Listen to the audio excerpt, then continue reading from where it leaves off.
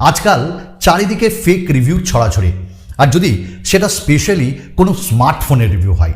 এই ধরুন আমার কাছে একটি স্মার্টফোন আছে মোটো G72, আর এই স্মার্টফোনটাকে নিয়ে এত হাইপ ক্রিয়েট করা হয়েছে কি আর বলবো। তাই ইনস্ট্যান্ট ডিসিশন নিলাম, আমি আমার নিজের টাকা খরচ করে এই স্মার্টফোনটা কিনলাম জাস্ট জানার জন্য কতটা সত্যতা রয়েছে এই স্মার্টফোনটার। হাইপটা কি সত্যি রিয়েলি ট্রু, এবং আপনাদের সঙ্গে শেয়ার করব, আপনাদেরকে ইনফর্ম করব। আসল সত্যটা আজকে আপনাদের সঙ্গে একদম তুলে ধরব। আমি সুমন, তো চলুন করব না দেরি, শুরু করি তাড়াতাড়ি। মোটো G72 যার নর্মাল প্রাইস 19,000 টাকা এবং আমি 1,000 টাকা ডিসকাউন্টে কিনেছি 18,000 টাকা। এবং 18,000 টাকায় কি এটা ভালো ফোন কেনা যেতে পারে? কারা কিনতে পারে? অ্যাকচুয়ালি 5G নাই বলে এই স্মার্টফোনটা খারাপ একদমই না, আমার মনে কোনো দুঃখ নেই, কারণ আই নো 5G আসতে এখনও 2 বছর। তাই 4G স্মার্টফোন যদি ভালো হয় কিনতে ক্ষতি তো নেই। তো এই স্মার্টফোনটার কি কি ভালো দিক আছে, যেমন নাম্বার 1 এই স্মার্টফোনটার ডিসপ্লে, নাম্বার 2 এর বিল্ড কোয়ালিটি, নাম্বার 3 এর stock Android feeling, no bloatware, এবং একই সাথে এর ক্যামেরা কিছুটা। তো চলুন প্রথমেই বলি এই স্মার্টফোনটার ডিসপ্লে। হ্যাঁ, হাইপ যেটা ক্রিয়েট করা হচ্ছে সেটা ন্যাচারালি ট্রু, কারণ এই স্মার্টফোনটায় আমরা 6.6 ইঞ্চেসের একটা বড় বেশ ডিসপ্লে পাচ্ছি, বাট হাতে নিয়ে একদমই মনে হচ্ছে না, একদম মনে হচ্ছে কম্প্যাক্ট ডিজাইন। এবং এই ডিসপ্লেতে HDR10 কেও দেওয়া আছে 10 বিট কালার। এবার 10 বিট কালার 8 বিট কালারের ডিফারেন্সটা কোথায়? আমরা নর্মালি এই দামের মধ্যে 8 বিট কালার পাই, এখানে 10 বিট কালার পাচ্ছি, যার জন্য কালার্স লাগছে ভাইব্রেন্ট। অবশ্যই ডিসপ্লের মধ্যে আপনি টুইকও করতে পারবেন স্ট্যান্ডার্ড, এবং আপনি আর একটু ভালো ভিভিডও করতে পারবেন।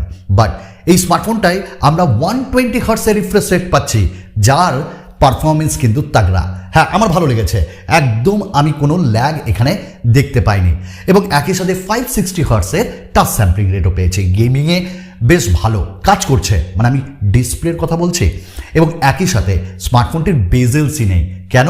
কারণ এটি POLED display, and now POLED AMOLED। POLED আপনারা জানেন প্লাস্টিক, ওয়্যারাস AMOLED কিন্তু গ্লাস, যার জন্য এটা পাতলা হয় এবং বেন্ট ইজিলি হয়, যার জন্য চারিদিকে বেজেলসটা কিন্তু দারুণ লেগেছে, একদমই নেই। এবং আমরা যে একটা পাঞ্চল পাচ্ছি সেটাও কিন্তু খুব ছোট্ট। তো আমরা ভিডিও কন্টেন্ট বা যে কোনো কন্টেন্ট দেখতে দারুণ এনজয় করেছি, আপনারাও করবেন। ওয়াইড ওয়াইন L1-এরও সাপোর্ট দেওয়া আছে, তবে HDR10 সাপোর্ট করছে না নেটফ্লিক্সে। এবং রিভিউ বলা হয়েছিল যে মোটোরোলা নাকি বলেছে সব ক্রিয়েটার্সদের, যখন নর্মাল ইউজার্সরা বা কাস্টমার্সরা এই স্মার্টফোনটি পাবে তাদের রিটেল ইউনিটে এটা সাপোর্ট করবে। Still now not supported, but হ্যাঁ ওয়াইড ওয়াইন L1টা সাপোর্ট করছে। এবং এই স্মার্টফোনটাই আমরা 1300 নিটসের পিক ব্রাইটনেস পাচ্ছি, যার জন্য আউটডোরেও আমাদের কোনো সমস্যা হচ্ছে না। দুর্দান্ত এই রেঞ্জে ডিসপ্লে, এক কথায় অসাধারণ। Really love Motorola for their display. আচ্ছা, এইবার একটু ডিজাইনে চলে আসি। ডিজাইনটা কেমন? এই দামের মধ্যে আমরা বোধহয় অনেকেই পাই মোটামুটি এই ডিজাইন, না এই ডিজাইন পাই না, তবে বিল্ড কোয়ালিটি অনেকটা এরকমই পাই। আমরা গ্লাস খুব কম পাই এই দামে। তো এইখানে এত পাতলা করেছে এই স্মার্টফোনটি, দো এতে 5000 mAh ব্যাটারি দিয়েছে মোটোরোলা, এত সুন্দর তাদের টেকনোলজি, এইটা ভালো লেগেছে। একদমই পাতলা এবং 166 গ্রাম এর ওজন, হাতে নিয়ে মনেই হচ্ছে না যে কোনো স্মার্টফোন ইউজ করছি। আবার এটা বাজে দিকও রয়েছে, প্রিমিয়ামনেসটা অতটা পাচ্ছি না। আর একটা ফোন যখন হাতে দিচ্ছি, হাতে ইউজ করছি ডে টু ডে ইউসেজে, তখন যদি একটু ফিল না হয় একটু খারাপ লাগে, তাই না? যেমনটা আপনারা সাবস্ক্রাইব না করলে আমার খারাপ লাগে। এখনই পরিবারের সদস্য হন যদি ভালো লাগে, আর হ্যাঁ লাইক কমেন্টস একটু করে দিন। তো এইখানটাই এই স্মার্টফোনটার বিল্ড কোয়ালিটিতে মানে PMMA টেকনোলজি মোটোরোলা বলছে, মানে পলিকার্বনেটই দেওয়া হয়েছে, পলিকার্বনেটের frame, but it's different kind of. দারুণ ম্যাট ফিনিশে আমার কাছে রয়েছে পোলার ব্লু, এবং এই কালারটা রিয়েলি ভালো লাগছে। আর সব থেকে ভালো ডিজাইনে এখানে যে ক্যামেরা মডিউলটা দেওয়া আছে সেটা H সিরিজের মতো, বাট আমি বলছি না এটা H সিরিজ, ডিজাইনটা বলছি ক্যামেরার মডিউলটা ওই G সিরিজের থেকে একদমই আলাদা। এবং এই ক্যামেরা একটু বাম্পও আমরা পাবো, বাট নট ফিকার, কারণ আমরা এখানটা একটা প্রোটেক্টিভ কেসও পাচ্ছি। তো এর যে পাতলা ব্যাপারটা, এটা দারুণ। আমরা 3.5mm জ্যাক তাও পাচ্ছি, অন্যান্য ব্র্যান্ডদের শিখতে হবে। আমরা ডুয়াল স্পিকার পাচ্ছি, ইউএসবি টাইপ সি পাচ্ছি, main microphone and secondary noise cancellation পাচ্ছি। আফটার দ্যাট এখানে ডলবি অ্যাটমস লেখা আছে। কেন লেখা আছে জানলাম না, কি এমন মানে এক্সট্রা দিল তারা। তো যাই হোক, ডিজাইন আমার ভালো লেগেছে। হাইব্রিড সিম স্লট, অর্থাৎ দুটো সিম আপনি ব্যবহার করতে পারবেন অ্যাট এ টাইম, বা একটা মাইক্রো এসডি কার্ড, একটা সিম কার্ড ব্যবহার করতে পারবেন। সো এখানটায় IP54 ওয়াটার রিপ্লেন্ট কোটিংয়ের সঙ্গে আসছে, যেটা আমার ভালো লেগেছে, কিছু হবে না। আর হ্যাঁ, ম্যাট ফিনিশটা রিয়েলি নাইস। আমরা কথা বলবো এর স্টোরেজ টাইপ এবং প্রসেসর নিয়ে। দেখুন, স্টোরেজ টাইপ এইখানটায় মোটোরোলা ইউজ করছে UMCP, অর্থাৎ UFS 2.1 or UFS 2.2 like that, এবং এখানে আমরা পাচ্ছি LPDDR4X র্যাম টাইপ। এবার র্যাম ম্যানেজমেন্ট কেমন? অবভিয়াসলি ভালো। আপনি ভার্চুয়াল র্যামের টেকনোলজিও পাবেন এবং আপনি 3GB পর্যন্ত এক্সট্রা বুস্ট করতে পারবেন না, ওটা আপনার স্টোরেজ থেকেই নেবে। তো এই জায়গাটাই ভালো লেগেছে, পারফরমেন্স মানে র্যাম এবং তার যে অপটিমাইজেশন, স্টক অ্যান্ড্রয়েড দারুণ, এবং ফিল হবে না যে ল্যাগ করছে। হ্যাঁ, কিছু কিছু জায়গায় একটু আপনি ল্যাগিনেস বুঝতে পারবেন, বাট ওটা আপনি ইগনোর করবেন, অতটা বোঝা যাবে না।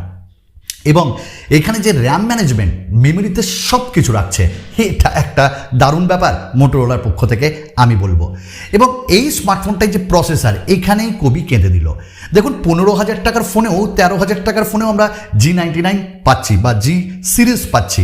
এখানে এমন কি G99 অ্যাকচুয়ালি একটু ক্লক স্পিড বাড়ানো হয়েছে, হায়ার ক্লক স্পিড G96-এর।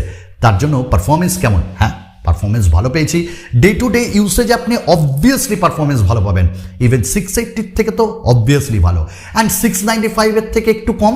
তো এখানে আপনি যে BGMI গেম যদি খেলেন, যদিও এখন নাই, তো খেললে আপনি এটা ব্যালেন্সেও খেলতে পারবেন, বেশ স্মুথেও খেলতে পারবেন। তো অবভিয়াসলি, এবং আপনার ডে টু ডে ইউসেজ আপনাকে কোনো এখানে বদার করাবে না। এবং রিয়েলি আমি ইউজ করছি অনেক দিন ধরেই, তো স্মার্টফোনটার আমার ভালো লেগেছে, পারফরমেন্স ঠিকঠাক। তবে হ্যাঁ, প্রাইসকে জাস্টিফাই করছে না হিলিও G99, যদিও এটা পাওয়ার এফিসিয়েন্ট প্রসেসর, ব্যাটারি তুখর দিচ্ছে।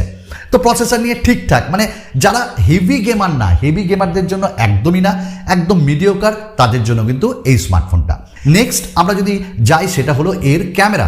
তো এই স্মার্টফোনটায় 3টে ক্যামেরা দেওয়া হয়েছে, 108, 8, 2, 2টা ম্যাক্রো ভুলে যান, আর সামনে দেওয়া হয়েছে 16 মেগাপিক্সেলের সেলফি ক্যামেরা। দেখুন, এখানে মোটোরোলা ভালো কাজ করেছে অন্যান্য স্মার্টফোনের থেকে। স্যামসাংয়ের সেন্সর রয়েছে 108 মেগাপিক্সেল, ভালো কাজ করেছে আউটডোরে, এবং এর যে ডাইনামিক রেঞ্জ সেটাও বেশ ভালো লেগেছে, এক্সপোজারও ভালো লেগেছে, ডিটেলিংয়ের অভাব নাই। আর হ্যাঁ, ক্যামেরা অ্যাপটাকে বোধহয় ইউআইটাকে একটু বাড়াতে হবে বা একটু ভালো করতে হবে, আরও কিছু ফিচার্স ইনক্লুড করতে হবে। তো এখানটায় আমরা ডেডিকেটেড আলট্রা রেজলিউশন পাচ্ছি 108-এর জন্য, সেটাও খুব ভালো, জুম করলে আপনার কোয়ালিটি দারুণ হয়। বাট এখানটায় সমস্যা কি? সমস্যা হলো আলট্রা ওয়াইড অত ভালো না, লো লাইটে তো একদমই ভালো না, নাইট মোড রয়েছে যার কোয়ালিটি ঠিকঠাক, এবং রাতের দিকে মেন সেন্সর কিন্তু ভালো কাজ করেছে। ফ্রন্ট ক্যামেরা 16 মেগাপিক্সেল, আউটডোরে ভালো, বাট জুম করলে ফেটে যাচ্ছে। তো এখানটায় কাজ করতে হবে মোটোরোলাকে। বাট এখানে আলট্রা ওয়াইড এবং ম্যাক্রো আমার একদমই বাজে লেগেছে, ইউজফুল না। আর হ্যাঁ, এই স্মার্টফোনটিতে আমরা 4K টোরকে পাবো না, 1080-60 FPS-এ, আর ফ্রন্টে 30 FPS-এ। যদিও ভিডিও রেকর্ডিংয়ের সময় একটু কালার বুস্ট করছে, ভালোই লাগছে দেখতে। আর হ্যাঁ, এখানে যে সাউন্ড রেকর্ডিং, নয়েজটাকে যে কেটে দিচ্ছে, এটা কিন্তু দারুণ। মানে কোনো মাইক্রোফোন না দিয়েও যে কেউ এখানে ভিডিও রেকর্ড করে ছাড়তে পারে। তো এখানে 4K দেওয়া উচিত ছিল। নাম্বার 1 কনস, হেডফোনের যে সাউন্ড কোয়ালিটি সেটা ভালো, বাট তার থেকেও ভালো ডলবি অ্যাটমস, যেটা হেডফোনে সাপোর্ট করে। হ্যাঁ, এখানটাই আমরা একটা মিউজিক আপনাদের শোনাবো, জাস্ট এর সাউন্ড কোয়ালিটি।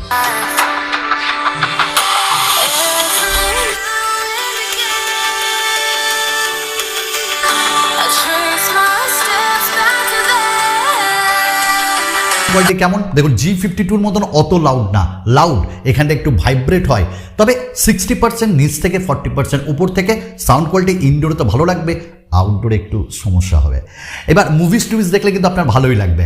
তবে এই স্মার্টফোনটির আরেকটা ব্যাপার আপনাদের সঙ্গে শেয়ার করি, ব্যাটারি 5000 mAh ব্যাটারি, ভুলে যান 8-9 ঘন্টা এর স্ক্রিন অন টাইম পাবেন, এবং 2 দিন আপনাকে ব্যাটারি ব্যাকআপ দেবে।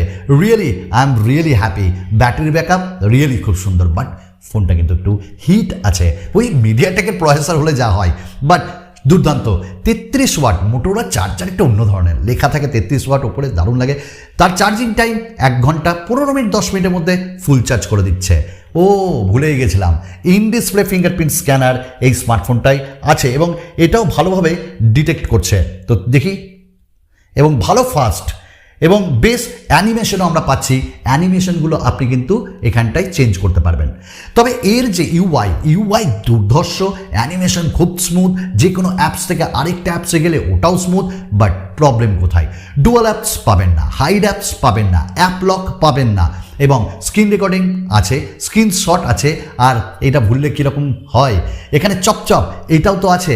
আবার যদি আপনি আবার এরকম করলেও আপনি ক্যামেরাতে সুইচ করে যাবেন। অনেকের লাগে দাদা, আবার অনেকের লাগে না, তো এইটাও খুব সুন্দর। এবং এছাড়াও আপনি কাস্টমাইজেশনে অনেক রকম ফিচার্স পাবেন, সেগুলো থিম, আপনার আইকন সাইজ, ওগুলোকে আপনি চেঞ্জ করতে পারবেন। আমি ভুলবো না, থিংকশিল্ড রয়েছে, যদিও থিংকশিল্ড নট লাইক নক্স, বাট হ্যাঁ আপনাকে ভালোভাবে প্রোটেকশন দেবে।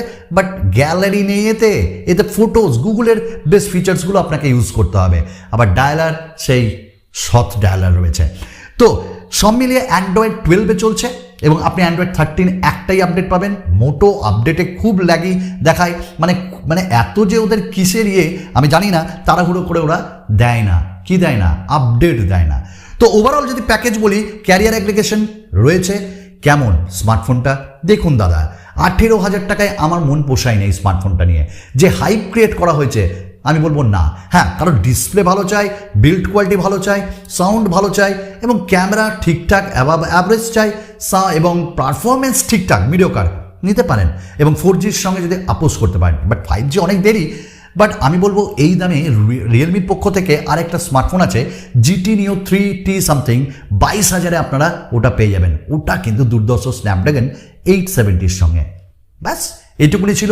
তো মিথ্যে হাইপ করে কিচ্ছু হবে না, যেটা বাস্তব সেটাকে বলতে হবে এবং মানুষের সঙ্গে শেয়ার করতে হবে।